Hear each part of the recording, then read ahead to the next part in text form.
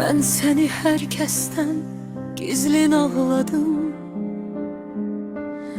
Sən məni hər kəsin içində yıxdın. Ürəyim qapısını elə bağladım. Sən o qapıdan yox, canımdan çıxdın.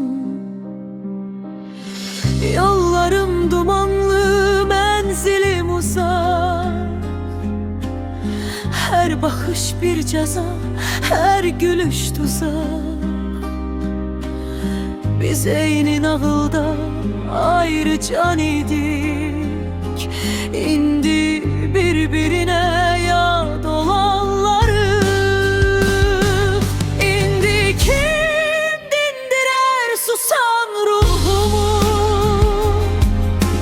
Mən sənə bir ömür qurban demişdim. Taleyim apardı bütün yuxumu. Mən səni dərdimə dərman demişdim.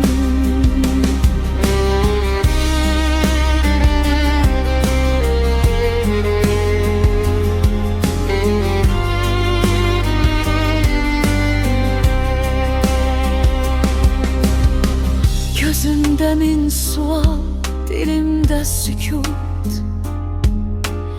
Sən məni unudulmuş bir yerdə bırak.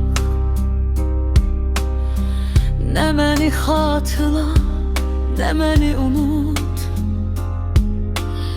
Sən mənə həm yaxın, həm də çox uzaq. Daha gec, daha yox, hər şey yarımçıq. Ümidlər qırılıb, ürəyim açıq. Sən getdin, bu şəhər boş qaldı mənə. Nifrətim sevgimdən baş alıb gedir.